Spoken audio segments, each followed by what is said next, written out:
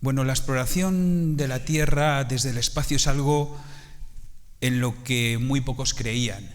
Es decir, para conocer algo, cuanto más cerca estés, mucho mejor, ¿no? Pero por distintos motivos, lo que nos parecía imposible se ha convertido en una realidad y ha cambiado radicalmente la forma que tenemos de entender nuestro planeta. Y esto ha sucedido en muy pocas décadas.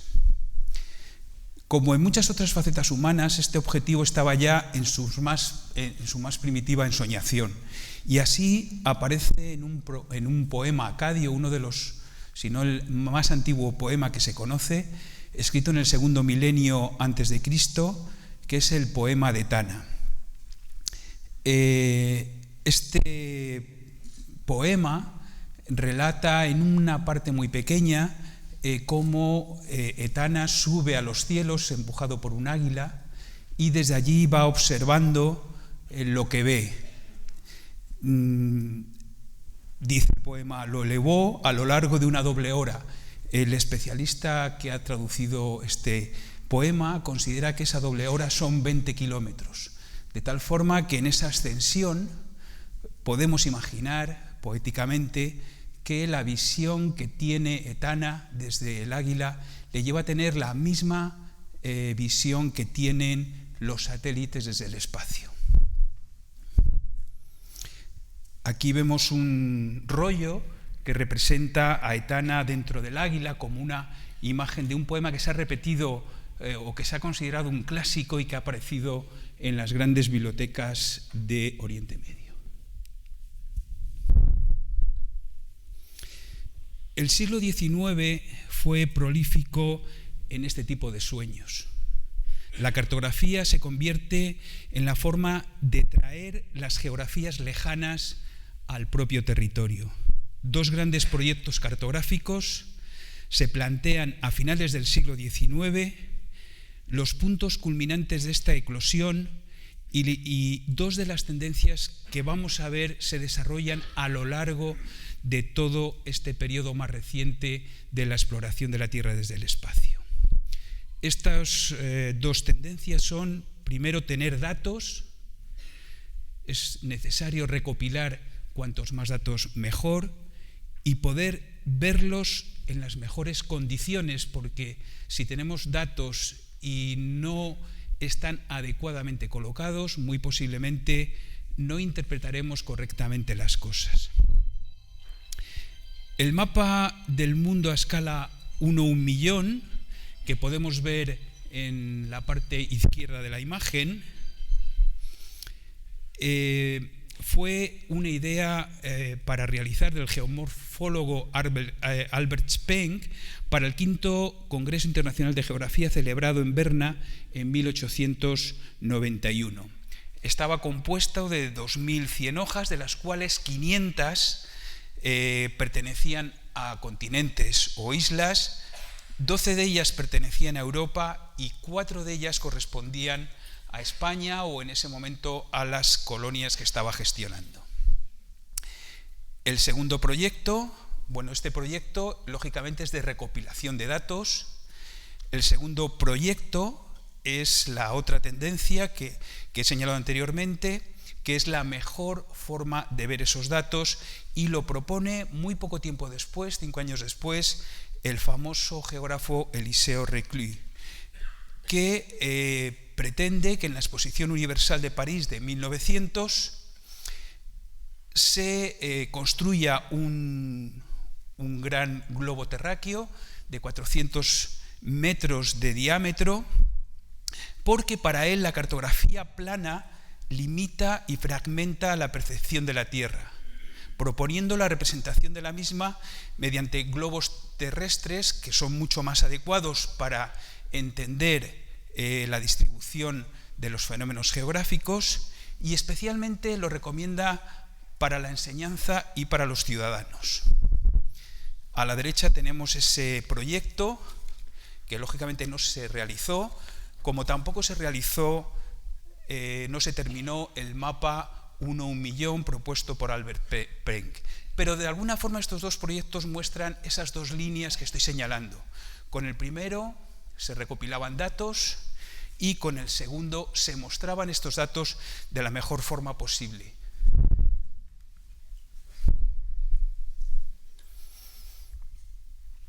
Esta es la primera fotografía tomada desde el espacio.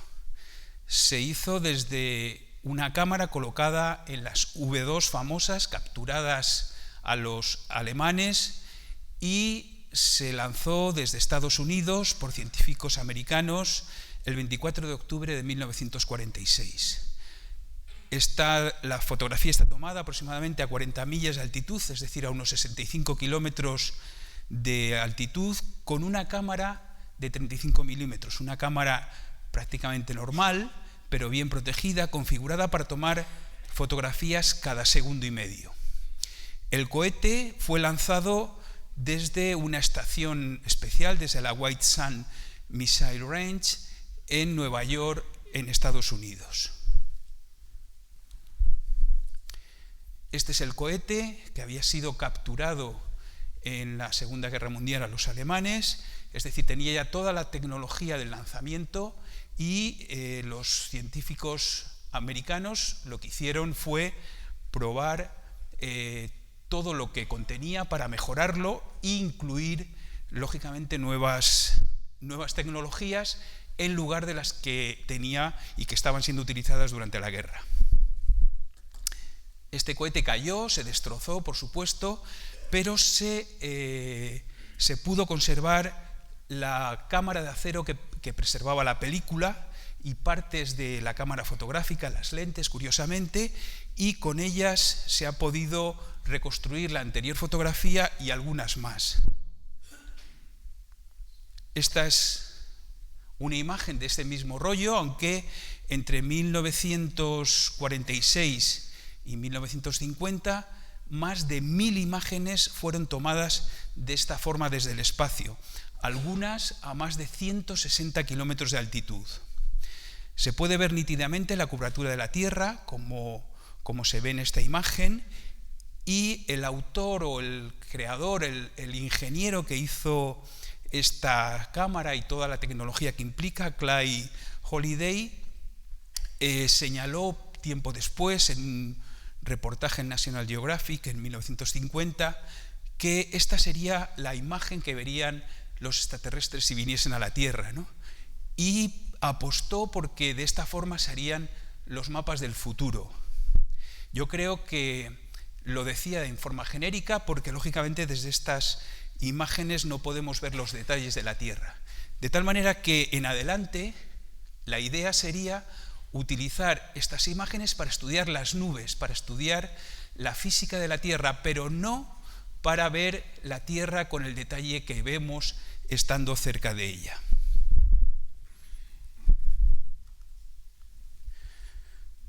Bueno, retrocediendo un poco en el tiempo, estas imágenes nos muestran el desarrollo de estos cohetes por von Braun en Peenemünde, ese V2 lanzado y que estaba ya totalmente operativo cuando lo capturaron los americanos. En la imagen de la derecha vemos el momento en que se entrega von Braun y parte de su equipo a los aliados, y todo este equipo con bastantes de esos cohetes viajarán a Estados Unidos y serán la base de toda la exploración inicial americana, incluidas estas fotos que acabo de enseñar. En la imagen de abajo a la izquierda vemos esas V2 que fueron lanzadas contra Londres, contra Inglaterra, y que causaron tanto pánico y que de alguna forma hubiesen podido desequilibrar el resultado de la guerra si no hubiese, o fue una cuestión de tiempo, ¿no?, el que no lo hiciese.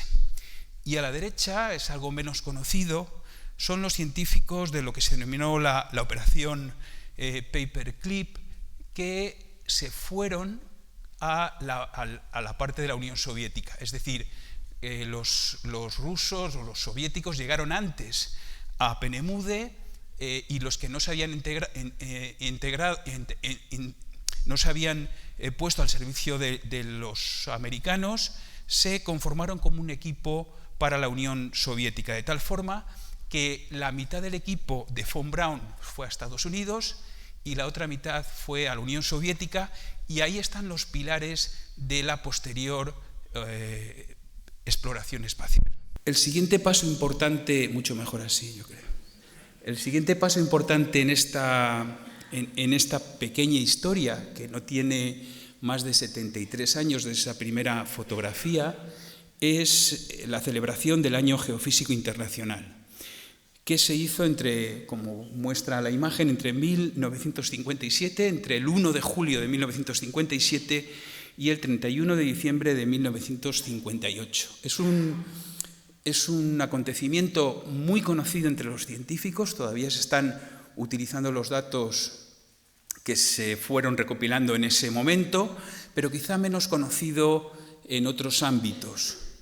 Este Año Geofísico Internacional iba a ser inicialmente el tercer año polar, iba a ser una celebración dedicada a la exploración polar. Había habido anteriormente dos acontecimientos, uno en 1882 y otro 50 años después, en 1932, y se quería recuperar esta tradición con un nuevo año polar en 1952. Los investigadores americanos que propusieron celebrar el año polar lo hicieron tan ambicioso que tuvieron que retrasarlo, y finalmente decidieron hacer coincidir la celebración de este año polar con el Año Geofísico Internacional en el momento en el que el Sol, durante un año y medio, tenía su máxima actividad.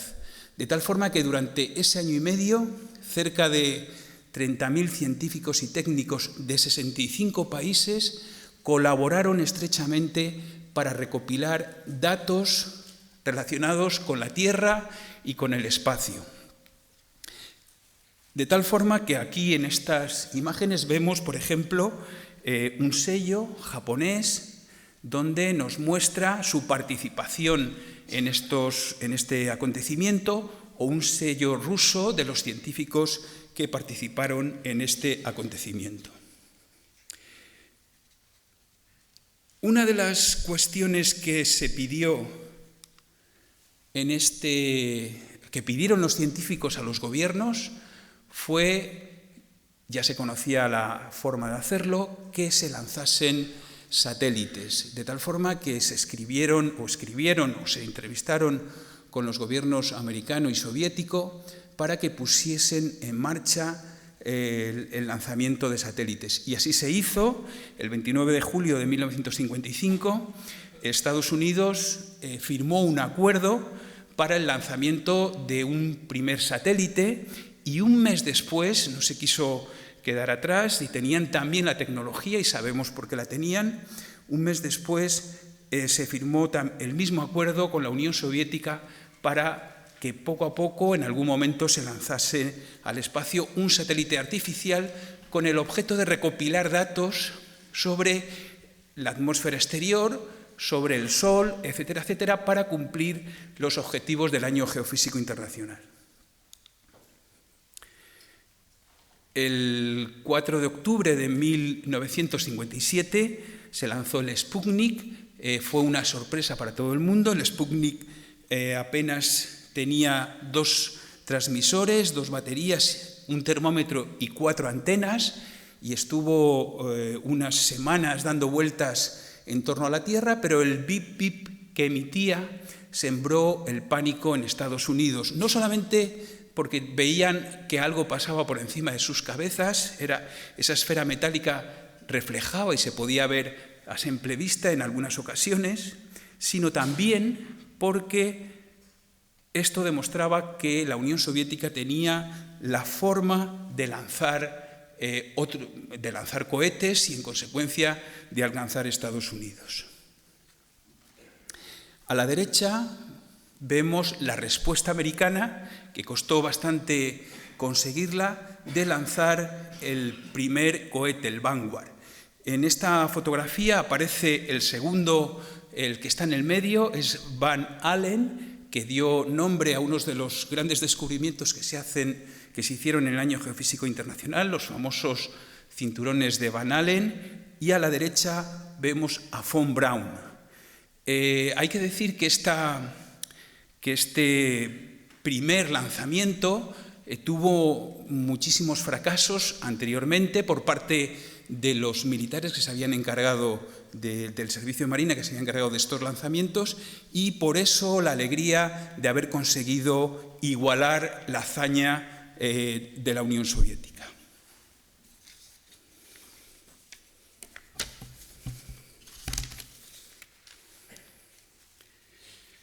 Aquí vemos en dos imágenes una recreación de cómo se creía que era el campo magnético de la Tierra antes de estos experimentos con los dos satélites, especialmente con el satélite americano, y cómo se descubrió que era después, ¿no? Que es algo fundamental para entender el sistema físico terrestre, cómo llegan los rayos solares, cómo se desvían, cómo es el viento solar, etcétera, etcétera, ¿no? De tal forma que como he señalado anteriormente, este año geofísico internacional marcó un hito y todavía se están recurriendo a muchos de los datos que se consiguieron en ese año y medio. En octubre de 1957, las Naciones Unidas decidieron opinar sobre el tema de los satélites. Se abría una nueva etapa, lógicamente, y solo hay que pensar que, por ejemplo, los aviones, cada vez que pasaban por un país, tienen la obligación de cumplir las leyes de ese país, de tal forma que si muchas de las compañías aéreas de entonces, cuando pasaban volando por un país árabe, tenían que dejar de servir alcohol, por ejemplo, ¿no? De tal forma que las leyes de los países se extendían a el espacio inmediatamente exterior a la Tierra. Se planteaba si esta situación se haría con los satélites, pero la velocidad que tenían, lógicamente, hacía inviable muchas de las leyes que regían para la aviación. Las Naciones Unidas decidieron que se establecía una nueva etapa y que lo único que tenían que exigir, o lo que iban a exigir, es que todo lo que se hiciese en el espacio fuese realizado con motivos pacíficos, pero no pusieron en ese sentido ninguna restricción, no extendieron los derechos de las naciones al espacio exterior. En la primera convención y el primer texto que hay, donde España no participó, pero participaron algunos investigadores y diplomáticos argentinos, piden revisar la cooperación internacional en el uso del espacio ultraterrestre, que es la palabra que eligen prácticamente los sudamericanos para denominar lo que nosotros denominamos el espacio exterior, de tal forma que en todos los textos legales aparecerá la palabra como el espacio ultraterrestre. Otra de las cosas que no señalan las Naciones Unidas en ese momento es que la exploración del espacio no se prohíbe a los gobiernos, pero no se dice nada de las iniciativas privadas, de tal forma que se crea un vacío legal que ahora, 73 años después de estos primeros intentos, pues vemos que no estuvieron o no pensaron que iba a ir todo tan deprisa.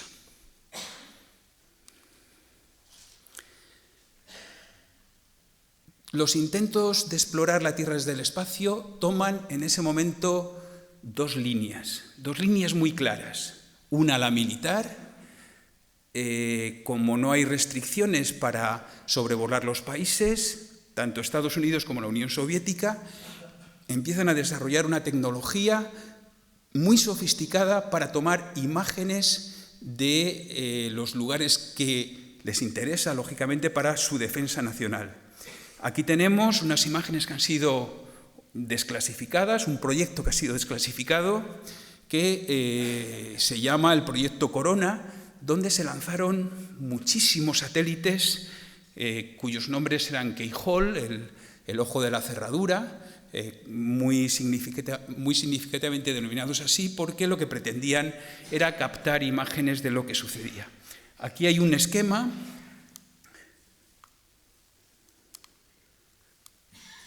de qué es lo que se intentaba hacer. Se lanzaba un satélite, tomaba imágenes y la parte superior del satélite se desprendía, con un paracaídas bajaba a la Tierra y unos aviones especiales lo capturaban. Esta parte superior del satélite tenía un auténtico laboratorio fotográfico que lógicamente tenía que posibilitar que se encerrase nuevamente la película que captaban en esa parte superior para ser lanzada y recogida intacta.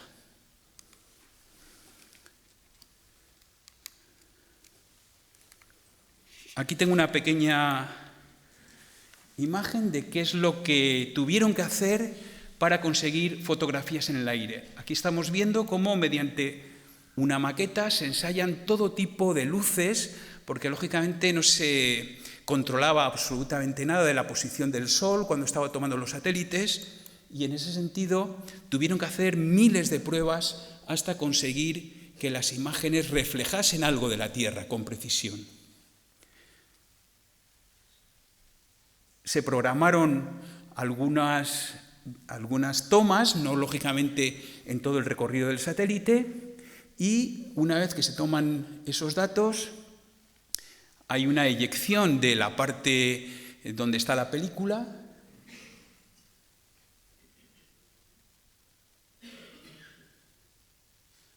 La película termina recogida en la parte superior del satélite, se eyecta y unos aviones especiales recogen esos paracaídas antes de que la contraparte recoja, lógicamente, las imágenes que han tomado. Aquí vemos algunas de estas imágenes, se hacían con películas porque era lo único que había en ese momento y que tenía una cierta precisión, cómo se descubrieron los lugares donde se hacían las pruebas balísticas o las pruebas nucleares, por ejemplo, en China. Y vamos a ver también una cosa muy curiosa, y es que algunos de estos disparos erraron y tomaron imágenes de cosas que no esperaban. Como en ese momento todavía no se había producido el gran desarrollo en muchos de los países de Oriente Medio, donde se tomaron fotografías, se descubrieron túmulos y lugares que los arqueólogos luego han podido aprovechar, como por ejemplo en Siria, esta imagen reflejando unas ruinas romanas que a simple vista nadie había visto anteriormente.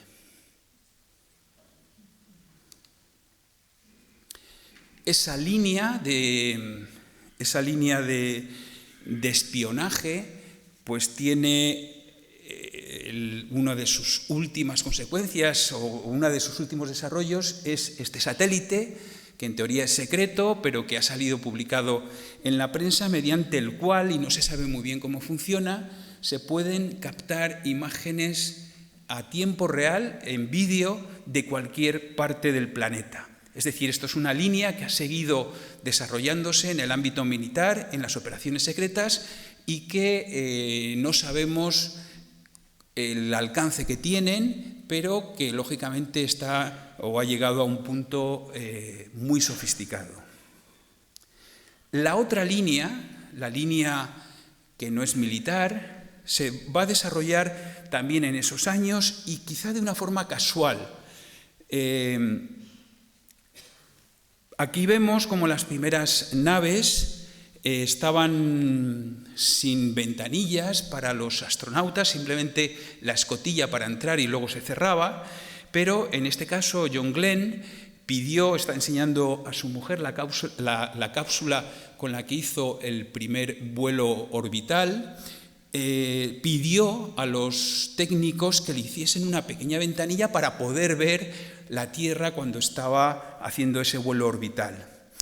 Los técnicos se negaron inicialmente porque decía que era muy peligroso para su seguridad, y él pidió incluso poder llevar una cámara fotográfica, que inicialmente también le negaron, ¿no? Pero su insistencia tuvo éxito y el día que se fue a cortar el pelo para hacer ese vuelo, compró en la tienda de la esquina una Himatic como la que vemos aquí, se la entregó a los técnicos de la NASA que la acoplaron para que pudiese fotografiar, le dieron la vuelta para que pudiese, con las manoplas que llevaba en el vuelo, pudiese tomar fotografías a través de una escotilla que le habían preparado en la nave. Cuando llegó a la Tierra, las imágenes eran muy parecidas a las que vemos. Esto es una recreación como la que vemos aquí, donde se ve una parte de África. Es decir, eran fotografías nuevamente muy generales, donde no se veían los detalles. No era lo mismo que estaba sucediendo con las imágenes del espionaje militar. Pero los físicos vieron estas imágenes y pensaron todas las posibilidades que tenían de obtener patrones de comportamiento terrestre. Es decir, no había mucha precisión, pero se podían ver, por ejemplo, las algas en el mar, se podían ver los grandes bosques y se podían utilizar estos datos para llevarlos a una matriz de datos y hacer estudios sistemáticos de estas imágenes. Así empieza la otra línea, la de observación y estudio de la Tierra, alejada del tema militar, ¿no?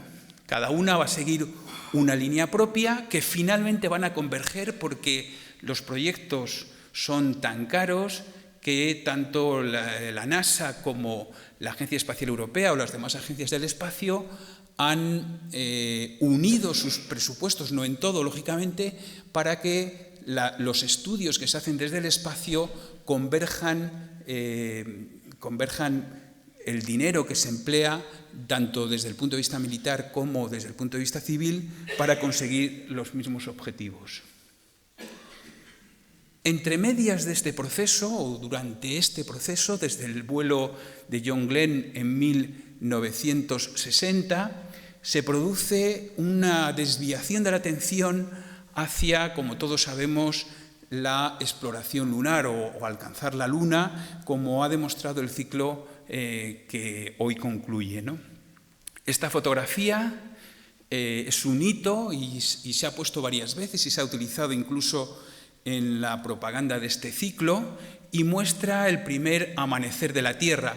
Fue una sorpresa para los astronautas que estaban en ese momento orbitando la Luna. Se encontraron cómo la Tierra amanecía desde el horizonte y, bueno, esta es la cuarta fotografía, es decir, ya está, está en un horizonte superior, pero las anteriores están en blanco y negro, pero es esta fotografía la que ha pasado a la historia. Y de hecho esta fotografía la NASA la clasificó con un número determinado, pero los movimientos ecologistas se enteraron de que había una imagen donde se veía la fragilidad de la Tierra, la reclamaron y está en el origen, como los propios historiadores americanos han demostrado, está en el origen de los movimientos medioambientalistas de los años 70 y 80.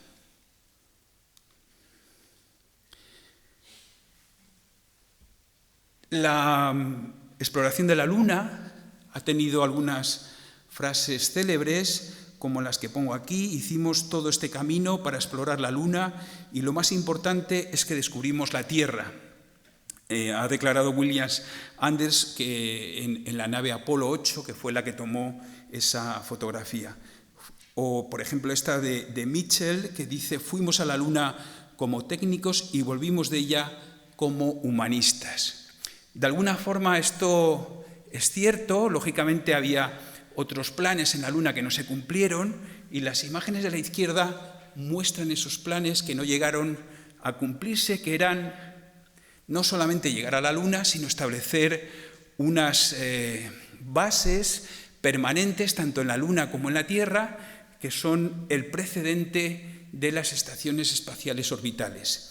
Aquí vemos en la imagen de abajo, a la izquierda, a von Braun con los proyectos que tenía de hacer estas estaciones internacionales, o estas estaciones nacionales que luego se han convertido precisamente en internacionales por la necesidad de colaborar en una política que técnicamente es tan cara.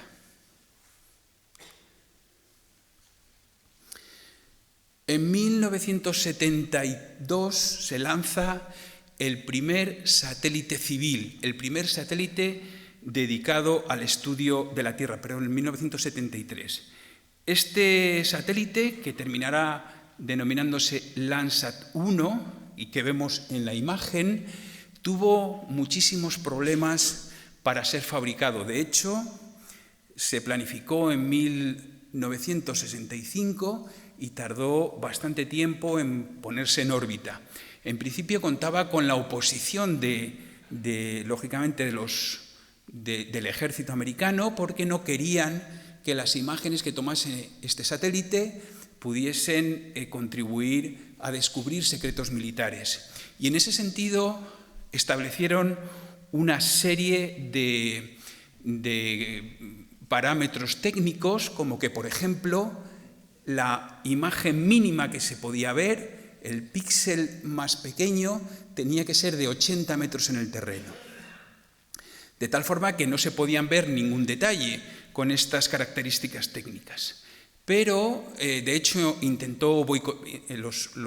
ejército americano intentó boicotear varias veces este proceso, el lanzamiento y la creación de este satélite, pero los servicios de distinto tipo en los Estados Unidos, como el servicio agrícola o de bosques, etcétera, etcétera, tenían muchísimo interés en disponer de los datos que se podían obtener desde el espacio.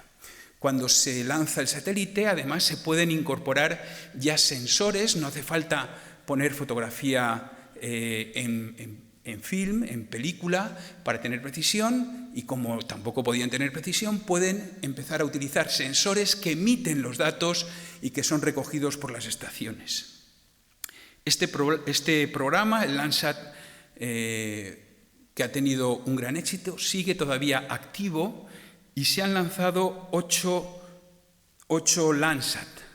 Algunos de ellos, como el 7, apenas se estropeó muy poco tiempo después, pero otros, como el Landsat 5, ha durado 28 años en el espacio y es la misión más longeva que ha tenido un satélite. Es algo realmente excepcional porque desde el año 73 disponemos de imágenes de toda la Tierra, algo que nos permite estudiar los cambios que ha tenido la Tierra bajo los mismos parámetros. Aunque a partir del tercer Landsat se pudieron mejorar las características y los píxeles de 80 metros pasaron a ser de 30 metros, con más precisión, y terminaron en 15 metros, las demás características se han mantenido bastante uniformes. Y tomar datos desde el espacio, si no se hace de una forma uniforme, no tiene mucho sentido. Si no se pueden comparar los datos de los distintos satélites en distintos momentos, pues no podemos trabajar con ellos porque nos están diciendo cosas distintas. De tal forma que, al haber mantenido esas mismas características hasta la actualidad, el próximo Landsat 9 se va a lanzar el próximo año, nos posibilita tener el mejor registro para estudiar los cambios en la Tierra. Es un auténtico tesoro que, aunque durante un tiempo, y hablaré brevemente del tema, era una información solamente a la que podían acceder los científicos de la NASA, estas imágenes finalmente se han liberalizado desde el 2005 gracias a las gestiones que hizo la administración de Clinton en su momento, y ahora están disponibles para quien quiera utilizarlas. Esta imagen es una recopilación, ahora es realmente algo que no tiene quizá mucho valor, pero es una recopilación hecha en 1975 con las imágenes del Landsat unidas, mostrando toda Italia, como se puede ver, que, bueno, ya digo que ahora puede que no tenga mucho valor, pero en su momento era la primera vez que se podían ver imágenes de todo un país con estas características. Esta predominancia de Estados Unidos en el estudio de la Tierra se correspondía lógicamente con la parte soviética, de la cual sabemos muy poco y no está en esta historia porque sigue sin ser una información pública, ¿no? De tal manera que aquí faltarían los estudios realizados por la Unión Soviética. Pero en 1985 un país toma una iniciativa que es lanzar su propio satélite, en este caso va a ser Francia, y empieza con este satélite una serie que también ha sido muy exitosa, que son la de los satélites Spot. Estos satélites lógicamente eran un salto cualitativo con respecto al Landsat y, por ejemplo, tenían una cosa que era novedosa en ese momento, y es que el enfoque que se hace de la Tierra puede tomar distintos ángulos, de tal manera que con eso se consiguen dos cosas. Se puede revisitar en las vueltas que da el satélite en torno a la Tierra, se puede revisitar antes un lugar. Por ejemplo, Landsat tarda 16 días, o 18 días inicialmente, ahora son 16, en volver a fotografiar o a tomar imágenes del mismo punto de la Tierra. Cuando un satélite puede variar, como pasa con Spot, el ángulo de inclinación de su toma, puede dar una segunda vuelta y enfocar, variar y tomar al día siguiente imágenes del mismo punto. De tal forma que si se está estudiando, por ejemplo, un incendio, esto es fundamental. Además, esa capacidad le posibilita tener estereoscopía, es decir, cuando se toman desde distintos ángulos imágenes del mismo lugar, se pueden ver posteriormente en 3 dimensiones. De tal forma que con este proyecto francés se da un salto cualitativo importantísimo en el mundo de la exploración de la Tierra desde el espacio. Esta imagen es la primera que tomó Spot, es de una zona de Argelia, y vemos ya la gran calidad que tienen estas imágenes.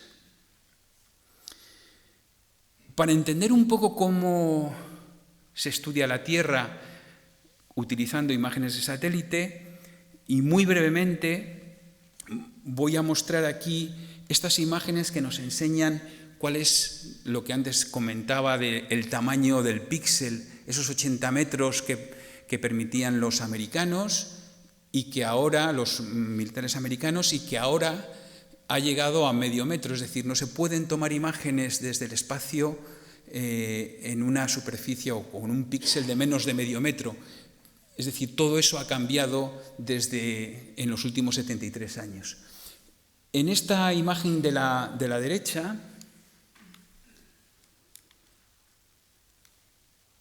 vemos una cuadrícula sobre el terreno que podría representar lo que es un píxel.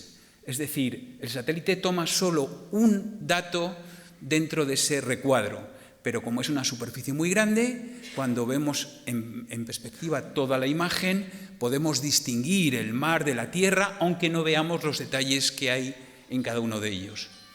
En cada píxel se toma un número, o termina convirtiéndose en un número, que es el resultado de la conversión de cómo refleja la luz en ese punto, ¿no? De tal manera que lo que vamos a tener es una información que va a recoger las distintas bandas de las longitudes de onda con las que la luz del Sol refleja sobre la Tierra. De tal manera que sobre cada píxel se cogen varias imágenes, cada una en una longitud de banda. Esto es un cambio cualitativo con respecto a la cartografía tradicional. La cartografía tradicional está basada en puntos, en líneas y en áreas, y ese es el funcionamiento de cualquier mapa, no tiene más elementos, pero con esos elementos son suficientes para dibujar toda la Tierra. De tal forma que al hacerlo así tenemos una diversidad de formas que son prácticamente inanalizables, salvo para el hombre, que lo conoce lógicamente. Pero mecánicamente es muy difícil, con un ordenador es muy difícil analizar la cartografía vectorial. Sin embargo, la cartografía que desde ese momento se llama raster, es decir, la cartografía hecha de imágenes llenas de píxeles con información, como vemos aquí. Estos píxeles terminan formando mapas donde solo hay un tipo de geometría, que son esas celdas que tienen, en función de lo que reflejen, un valor numérico. Aquí vemos el tamaño que pueden tener o que tienen en el Landsat las distintas imágenes. Hay sensores que miden a 100 metros, a 15, a 30 metros por píxel, comparado con un edificio, ¿no? Y esto es la segunda cuestión que hay que tener en cuenta para ver todo el éxito que tienen las imágenes tomadas desde satélite. Un satélite toma de cada lugar, de cada píxel o de bloques de píxeles, varias imágenes. Puede ser multiespectral, puede tomar 7 imágenes como los primeros Landsat, 13 imágenes como los Copérnico actualmente, o hay algunos que toman hasta 250 imágenes distintas de cada uno de los píxeles. De tal forma que aquí tenemos, por ejemplo, toda la información acumulada de lo que sería una imagen. Cada una de estas bandas que vemos aquí, con una forma distinta, reflejarían una parte del espectro que rebota en la Tierra y llega al sensor. De tal forma que, por ejemplo, esto que tenemos aquí refleja lo que sería la vegetación. Esto es una firma espectral y cada elemento en la Tierra tiene su firma. Cada cosa que hay en el planeta se puede estudiar en función de cómo refleja la luz solar. En las plantas, lógicamente, algunas están más verdes, otras menos verdes, y cuando están muy verdes, aquí hay un pico que denota que la actividad clorofílica es muy intensa, de tal forma que con los satélites podemos medir muy fácilmente si una zona tiene una gran actividad clorofílica. El que haya humedad o no se va a reflejar en otras partes de la firma espectral. Esta es la clave de los satélites. Al tener unos píxeles muy regulares, los ordenadores pueden hacer muchísimas operaciones con ellas. Solamente hay que programarlos para obtener los datos que queramos. Y ese es el gran éxito que tiene la tecnología espacial para estudiar la Tierra, que en realidad es muy sencilla desde el punto de vista de la interpretación de las imágenes, pero es muy compleja la técnica que hay detrás. Por eso requiere una gran colaboración entre todos los países. Aquí finalmente vemos cómo estas son las distintas bandas, por ejemplo, de un Landsat, tomadas en distintas longitudes de onda. En la banda 1 se toma el azul, el verde, aquí se podría reflejar la intensidad de la clorofila, el rojo y los infrarrojos cercanos, incluso se puede tomar hasta el térmico, ¿no? Una imagen en color surge cuando mezclamos 3 imágenes. Si mezclamos la imagen del azul, el verde y el rojo, nos sale una imagen en color normal, pero si invertimos estos colores o los mezclamos utilizando otras bandas, obtenemos imágenes en falso color, que muchas veces son mucho más significativas para poder analizar lo que nos reflejan las imágenes. Una nueva etapa se va a establecer con la utilización no solamente de los sensores que captan la luz que refleja el Sol, sino con la utilización de los radares. Los radares lo que hacen es emitir, no son sensores activos y no pasivos, no reciben solo como sucedía con los sensores que hemos visto anteriormente, y eso les permite una gran variedad de aplicaciones. Entre ellas, no necesitan ver lo que hay en la Tierra, o sea, no necesitan que esté despejado para ver lo que hay en la Tierra, porque pueden atravesar las nubes. Si las ondas que se emiten desde un satélite o desde un avión, las ondas son superiores en tamaño a las gotas de agua, pues pueden atravesarlo y ver perfectamente lo que hay debajo. El primer satélite que llevó un radar, es este que vemos aquí, el SISAT, en un proyecto muy temprano, de 1978, que duró apenas 100 días, un cortocircuito, acabó con el satélite y se acabó el experimento, que tardaría bastante tiempo en poderse repetir. ¿Por qué? Pues porque cuando se emite y no solo se recibe, se necesita muchísima energía, ¿no? Se necesita muchísima energía y los paneles tienen que ser muy grandes, tiene que haber una serie de características que posibiliten mantener todo ese gasto de energía en el espacio. De tal forma que los siguientes experimentos no se hicieron con satélites, sino utilizando las lanzaderas espaciales, donde se instalaban unas antenas muy largas, el satélite daba la vuelta y hacía una especie de pantalla, se emitía y se recibía en la antena y se podían reconstruir con eso los territorios o estudiar, por ejemplo, las arenas del desierto. Estas ondas pueden penetrar y se ve muchas veces lo que hay debajo de las arenas, se estudian muy bien los océanos, la altura de las olas, nos ofrece una información absolutamente distinta y muy valiosa de la Tierra, ¿no? En otro aspecto distinto a las imágenes que hemos visto. La sofisticación que han seguido estos satélites es impresionante. Aquí vemos cómo dos de ellos, dos satélites que emiten en radar, forman una antena mucho mayor porque están distanciados 200 metros uno de otro, de tal forma que forman una antena gigantesca y captan con mucha más precisión todos los detalles del territorio. Con estos satélites se han hecho modelos digitales de elevaciones que nos permiten ver pues cómo es el relieve de la Tierra ya en una pantalla y estudiar pues las pendientes, las orientaciones, un sinfín de cosas. Incluso han permitido descubrir cráteres en sitios donde andando por la superficie no se podían siquiera ver. La última tecnología que está ahora mismo poniéndose en práctica es la LIDAR. En lugar de lanzar ondas, se lanzan una serie de rayos que rebotan sobre la Tierra, se recogen, se mide lo que tardan en rebotar y esto permite, los rayos láser permiten una finura de tal calibre que se pueden repetir en 3 dimensiones, por ejemplo, los bosques y las hojas de los árboles. Esto se está desarrollando ahora mismo, pero esto va a permitir, lógicamente, comparar incluso las masas de vegetación que hay en distintos momentos del año y predecir el estado de salud de esas.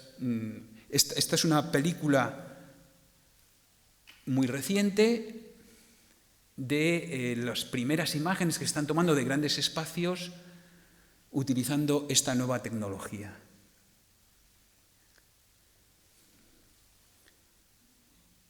Se puede utilizar en aviones o en satélites y captar detalles que hasta ahora nos eran absolutamente imposibles de captar. Este satélite se lanzó por la Agencia Espacial Europea el año pasado para estudiar los vientos y es algo revolucionario porque permiten lanzar esos rayos a una determinada pantalla y captar en cada una de las zonas cuál es el movimiento de viento que hay, ¿no? De tal forma que se va a poder reconstruir con mucha precisión en los próximos años cuáles son las corrientes que hay a distintos niveles en la atmósfera. Bueno, y llegados a este punto nos tenemos que preguntar dónde está el hombre dentro de toda esta tecnología, ¿no? Este libro, que es de 1998, se plantea qué pasa con todos esos píxeles que están produciendo los satélites y que solo tienen acceso algunos científicos a ellos. De tal forma que este libro y los autores que en él escriben marcan una reclamación que se viene a concretar en lo que se denomina la socialización del píxel. Se pide que todos los países, especialmente los que están en vías de desarrollo, dispongan de toda esa información para poder gestionar sus recursos naturales. Este libro, los datos de las ciudades, es reciente, es del año pasado y muestra cómo ha cambiado la arquitectura todo lo que se está haciendo desde el espacio en relación a la ordenación del territorio. Es decir, en muy poco tiempo los datos que estamos tomando desde el espacio han cambiado hasta la arquitectura. Los nuevos ordenadores son capaces de detectar automáticamente y recontar aviones que hay en una pista o de clasificar las casas en distintos aspectos. Por ejemplo, esta imagen muy sencilla de la Comunidad de Madrid muestra simplemente cambiando los colores dónde están los campos de golf, porque al poder detectar la clorofila, la intensidad clorofílica, pues aquellas zonas que se riegan, que son verdes y se riegan, aparecen con mucha más intensidad. O, por ejemplo, ver cómo el casco antiguo, cuyas tejas se fueron poniendo o se renovaron a finales del siglo XIX y principios del XX, tienen unas características en los materiales muy distintas al resto de Madrid, de tal forma que se puede seguir simplemente haciendo un juego de bandas la evolución histórica de una ciudad. Cambiando los colores, como hemos visto antes, podemos resaltar algunos elementos o estudiar con radar la altura de los distintos terrenos.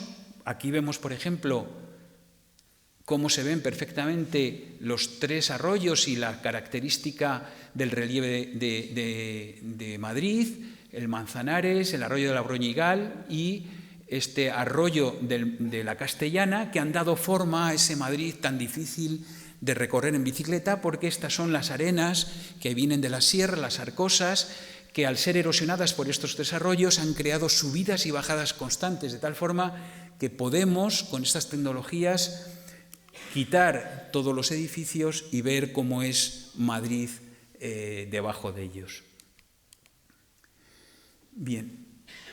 Ya voy a ir muy deprisa con lo que me queda, porque lo que quiero señalar es que todas estas tecnologías lo que están midiendo son los parámetros geofísicos de la Tierra, pero han llegado a tal sofisticación que la propia NASA ha creado un organismo, el SEDAC, para llevar estos datos a las actividades humanas, es decir, para opinar sobre lo que hay que hacer o lo que no hay que hacer. Por ejemplo, estas imágenes lo que reflejan son las zonas impermeables que crean las ciudades y en ellas se mide la temperatura que existe por la noche, por el día, de tal forma que tenemos unos datos fundamentales para poder planificar, por ejemplo, las olas de calor o el efecto de las islas de calor, las islas térmicas, ¿no?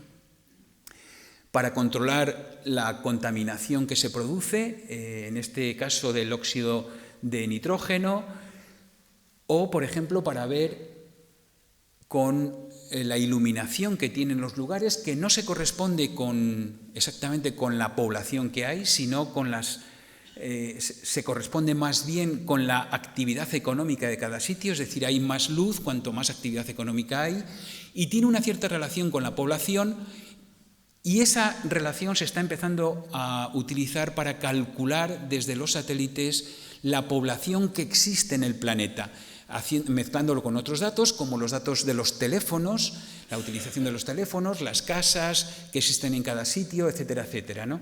De tal forma que con mucha imaginación se están obteniendo datos de la actividad humana y no solo de la geofísica del planeta. Lógicamente, los geógrafos sabemos por dónde están los lugares más habitados, porque están relacionados con la explotación de las minas, como pasa en este caso en África, y hay una correspondencia que no hace falta irse a un satélite para saber dónde se concentra la población. Estos datos están, cada vez que paso hay ¿dónde afectaría el aumento del nivel el aumento del agua 1 metro en las costas africanas, de tal forma que esto sería ya la situación si el agua llegase a 5 metros por encima del nivel actual. Esto pasa con las temperaturas también en distintos años. Vemos como en muy poco tiempo las temperaturas que miden los satélites están dando unos datos alarmantes, y esto es reconstrucciones que pueden utilizar cada país, hechas por la NASA, de todos los tifones que se producen y que cada vez están llegando más hacia el interior, ¿no? De tal forma que se establecen una serie de parámetros para poder también trabajar con los aspectos humanos. Aquellas cosas que no se hacen con los ordenadores o con la reinterpretación, el machine learning, etcétera, etcétera, se hacen utilizando a las personas que se juntan en lo que se denominan mapatones durante un día entero y cogen imágenes, por ejemplo, de zonas africanas para poder detectar dónde están las casas, los graneros y poder tener una cartografía de los lugares más pobres del planeta a los cuales los satélites no suelen prestar mucha atención. De tal forma que toda esta ingente cantidad de datos, que hasta ahora era de los gobiernos, está empezando a florecer en distintas grandes empresas. Por ejemplo, Google ha creado una plataforma que se llama Google Earth Engine, que ha pedido todos los datos disponibles a todas las agencias, especialmente a la NASA y a la Agencia Espacial Europea, y los ha metido en esas granjas de ordenadores que tienen para que cualquier persona pueda trabajar con ellos.